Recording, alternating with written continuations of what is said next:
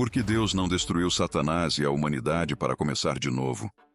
Já imaginou por que Deus, com todo o seu poder, simplesmente não destruiu Satanás e a humanidade pecadora logo após o pecado entrar no mundo? Será que recomeçar não seria mais fácil? Neste vídeo, vamos explorar profundamente essa questão intrigante e cheia de significado espiritual. Prepare-se para uma jornada de reflexão sobre a paciência, justiça e amor de Deus revelados na Bíblia.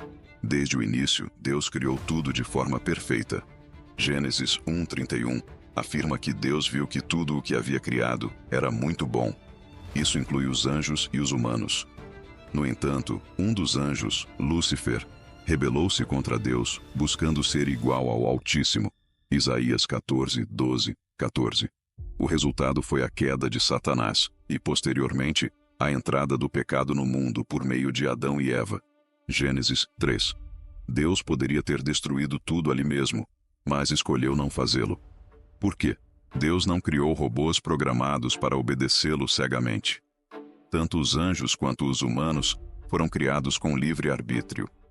Essa liberdade é essencial para que haja um amor genuíno.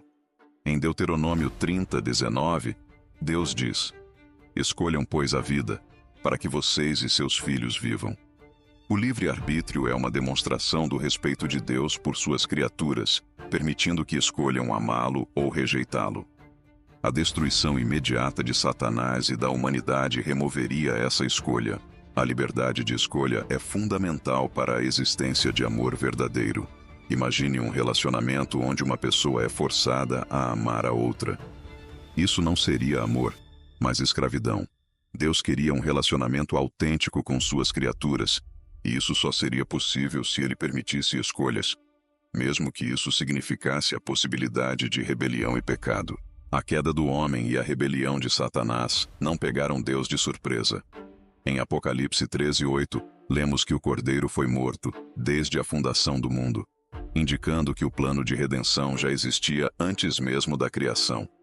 Deus não destruiu a humanidade porque tinha um propósito maior: demonstrar seu amor e graça por meio da salvação. Logo após a queda, em Gênesis 3:15, Deus promete a vinda de um Salvador. Ele diz à serpente que a semente da mulher esmagaria sua cabeça. Essa promessa aponta diretamente para Jesus Cristo, que derrotaria o pecado e o diabo através de sua morte e ressurreição.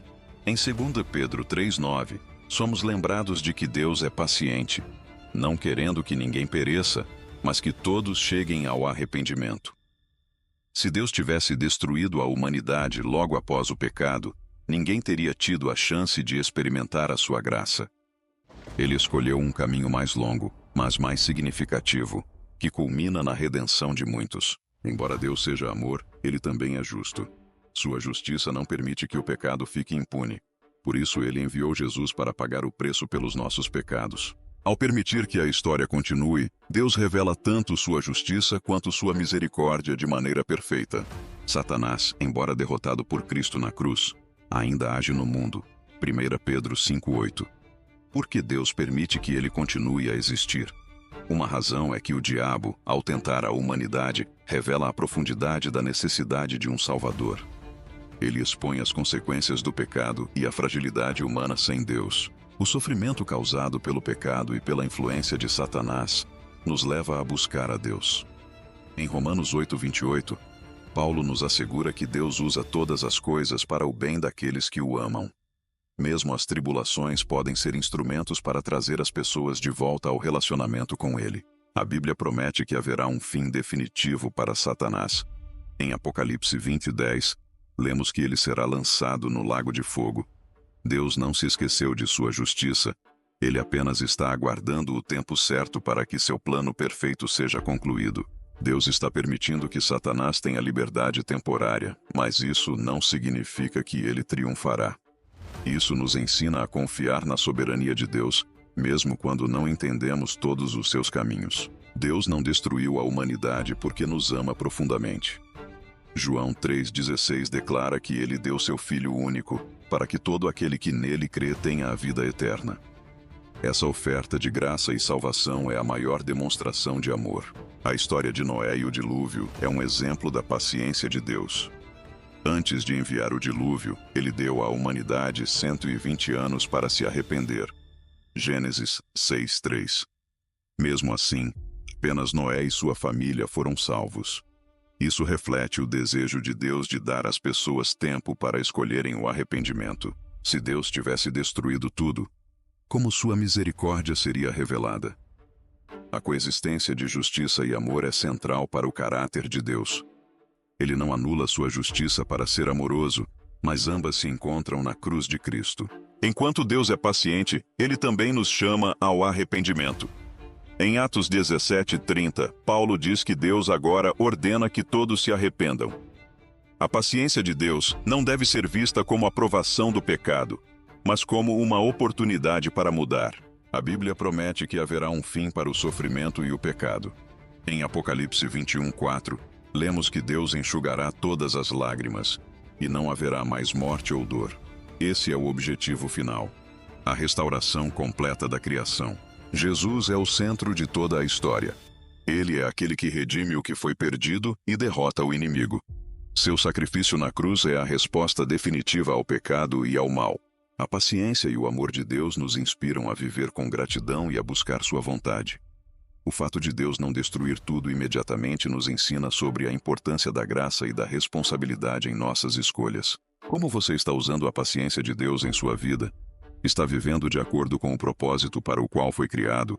Ou está desperdiçando a oportunidade de se aproximar dele? A decisão de Deus em não destruir Satanás e a humanidade imediatamente revela seu caráter amoroso e justo. Ele prefere restaurar do que destruir. Cada um de nós é chamado a refletir sobre essa graça e viver em resposta a ela. Outro ponto também é que essa decisão de Deus não é um sinal de fraqueza, mas uma das maiores demonstrações de seu caráter justo e amoroso. Ele permitiu que o universo inteiro testemunhasse as consequências do pecado, provando que somente seu governo é perfeito. Em Romanos 6:23, a Bíblia nos lembra: o salário do pecado é a morte. Mas Deus sabia que eliminar Satanás imediatamente poderia gerar dúvidas sobre seu amor e justiça. Sua paciência revelou a verdade sobre o mal e demonstrou o quanto ele valoriza a liberdade de escolha. Deus permite que o grande conflito entre o bem e o mal siga seu curso, para que todos, humanos e anjos, compreendam o verdadeiro custo da rebelião contra o Criador. Como está escrito em 2 Pedro 3:9, o Senhor é longânimo, não querendo que ninguém pereça, mas que todos cheguem ao arrependimento. No final, Deus mostrará que seu plano é perfeito. Ele restaurará a harmonia e acabará definitivamente com o mal, sem deixar nenhuma sombra de dúvida sobre sua autoridade e amor. Em Isaías 55:9, ele nos assegura: assim como os céus são mais altos do que a terra, assim são os meus caminhos mais altos do que os vossos caminhos. Essa é a essência do caráter de Deus: justiça, amor e paciência infinita. Sua decisão de não destruir Satanás imediatamente é a maior prova de que ele é o único apto a governar o universo com justiça perfeita. Se Deus não desistiu de você, por que você deveria desistir dele? Ele está te dando tempo e oportunidade para mudar, para crescer e para experimentar seu amor. Não desperdice esse presente. Confie no plano de Deus. O mal não terá a última palavra. Obrigado por assistir esse vídeo. Pedimos que se inscreva em nosso canal e curta esse vídeo.